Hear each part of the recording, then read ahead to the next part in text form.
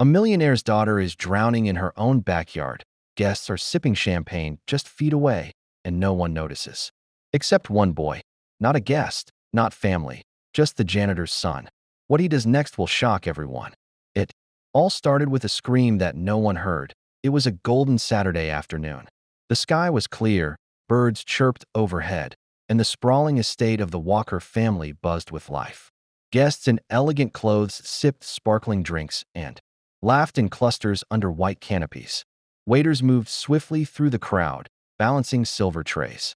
To the world, it looked like a perfect day, but not every corner was filled with joy. In a quieter part of the garden, away from the noise and glamour, 9-year-old Emily Walker sat near the pool. She wasn't like the other kids. Born with cerebral palsy, Emily used a wheelchair to get around. Despite her challenges, she was bright, curious, and loved water. She often said watching the ripples helped her feel calm, like the world was slowing down just for her.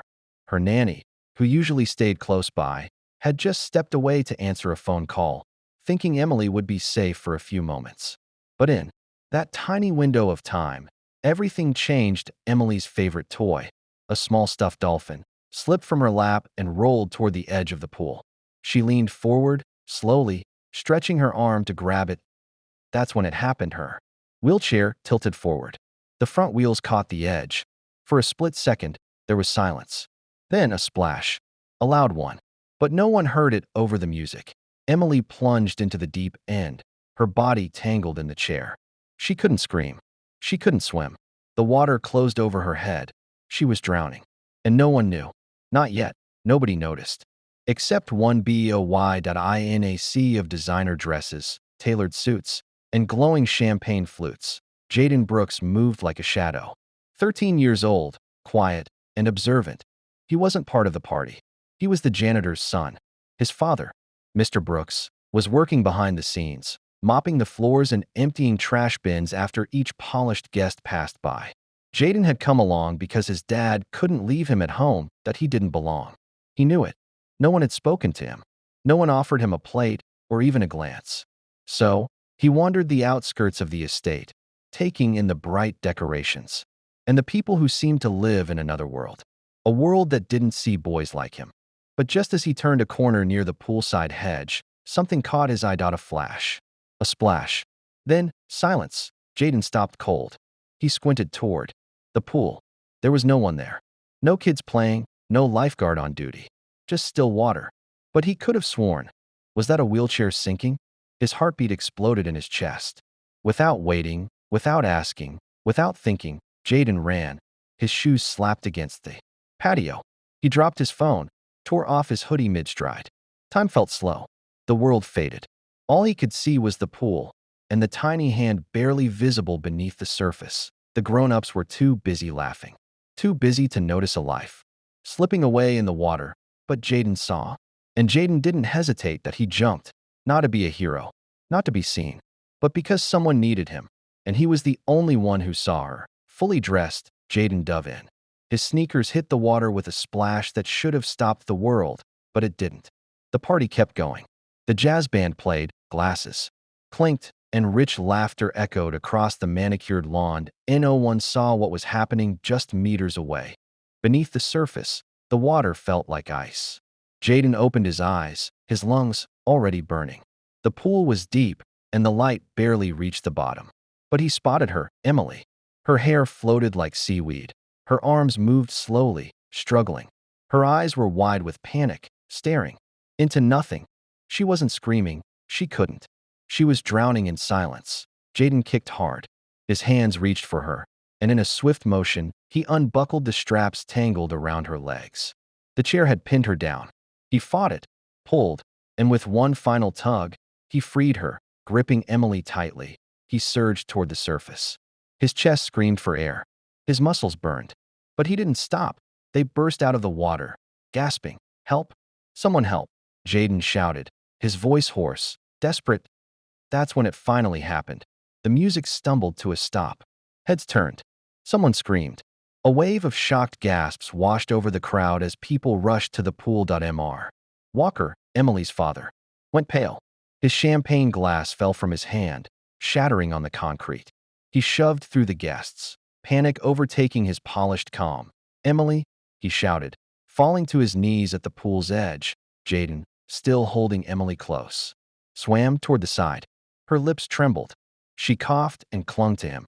She was alive, because he was there, because he acted when no one else did. Paramedics arrived minutes later, sirens wailing in the distance as flashing red lights cut through the golden evening haze. They rushed to the poolside where Jayden still sat, soaked and shivering, holding Emily in his arms like a protective shield. Emily coughed up water, her body trembling. Then she cried, not out of pain, but from fear, relief, and shock. Her tiny hands gripped Jayden's shirt as if letting go would take her back under. "Breathe, sweetie. You're okay," one of the medics said gently, wrapping her in a blanket. But Emily refused to leave Jayden's side. She wouldn't let go of the boy who saved her. Mr. Walker stood nearby, frozen.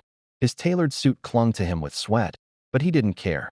His mind replayed what he almost lost, his daughter, and the boy who brought her back. Jayden looked up, uncertain, almost scared. He thought he might be in trouble. He wasn't. Supposed to be near the guests, near the pool, near her. But Mr. Walker stepped forward. He knelt down, looked Jayden straight in the eyes, and with a voice breaking under emotion, whispered, "You didn't just save my daughter. You saved my life." Jayden didn't know what to say. He wasn't used to this kind of attention, so he stayed quiet. Later that night, as the crowd faded and the lawn emptied, Mr. Walker approached the janitor, Jayden's father, and shook his hand. "Your son isn't just brave. He's part of our family now." Tears welled up in the janitor's eyes, but Jayden, standing a few steps back, didn't smile. He turned to Emily, wrapped in her blanket, finally safe, and softly said, "You're okay now." And that was all that mattered to him. Jayden's bravery didn't just save Emily. It changed everything. News of the incident spread fast. The media called him a hero.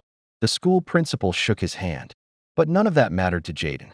What mattered was that Emily was alive, smiling, recovering, and back in her wheelchair with a sparkle in her eyes again. But the Walkers didn't forget. Not for a second. A week later, Mr. Walker invited Jayden and his father to their home. Not as workers, but as guests. It felt surreal. No mop buckets, no uniforms. Just a boy and his dad sitting in the living room of the wealthiest family in town. And then came the moment that changed Jayden's future. Mr. Walker stood up, handed over a neatly sealed envelope, and said, "This is a full scholarship. The best private school in the state. You've earned it. Not just with what you did, but with who you are." Jayden's eyes widened. His father held back tears. It was more than just a reward.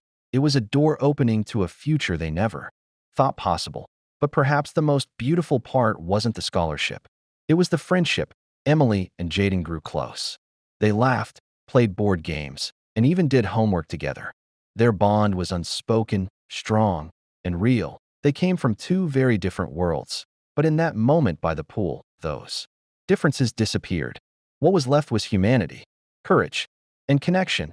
Because in a world divided by status and skin, when everyone else hesitated, one boy dove in, not for fame, not for thanks, but because his heart told him someone needed help, and that made all the difference. Clapperboard if this story touched your heart. Don't forget to give it a thumbs up. Speech balloon, leave a comment below. What would you have done if you were Jayden? Bell, and hit that subscribe button for more inspiring stories every week. Thanks for watching. And remember, real heroes come from unexpected places.